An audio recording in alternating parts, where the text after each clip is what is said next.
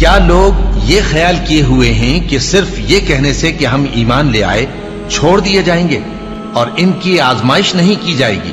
اور جو لوگ ان سے پہلے ہو چکے ہیں ہم نے ان کو بھی آزمایا تھا اور ان کو بھی آزمائیں گے، سو اللہ ان کو ضرور معلوم کرے گا جو اپنے ایمان میں سچے ہیں اور ان کو بھی جو جھوٹے ہیں۔ کیا وہ لوگ جو برے کام کرتے ہیں یہ سمجھے ہوئے ہیں کہ یہ ہمارے قابو سے نکل جائیں گے؟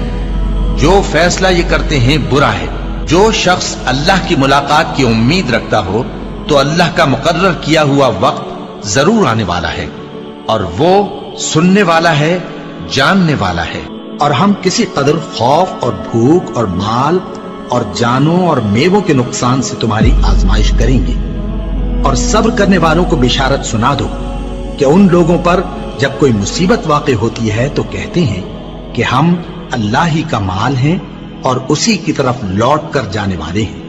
یہی لوگ ہیں جن پر ان کے پروردگار کی عنایتیں ہیں اور خصوصی رحمت بھی ہے، اور یہی سیدھے رستے پر ہیں۔ اور اے پیغمبر، ہم نے تم سے پہلے کسی آدمی کو بقائے دوام نہیں بخشا، بھلا اگر تم مر جاؤ تو کیا یہ لوگ ہمیشہ رہیں گے؟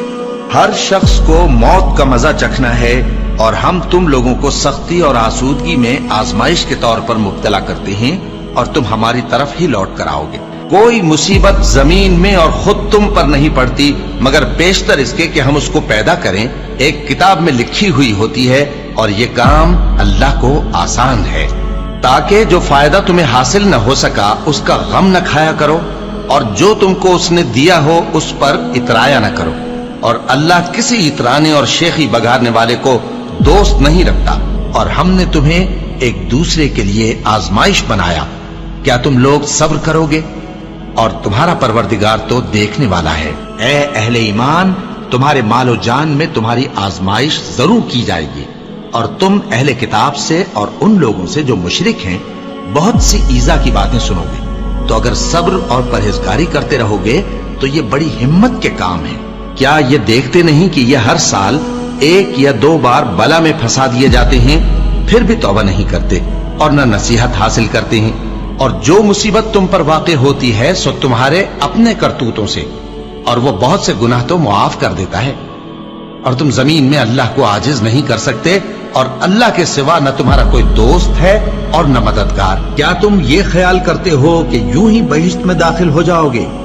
اور ابھی تم کو پہلے لوگوں کی سی مشکلیں تو پیش آئی ہی نہیں۔ ان کو بڑی بڑی سختیاں اور تکلیفیں پہنچیں، اور وہ صعوبتوں میں ہلا ہلا دیے گئے، یہاں تک کہ پیغمبر اور مومن لوگ جو ان کے ساتھ تھے سب پکار اٹھے کہ کب اللہ کی مدد آئے گی۔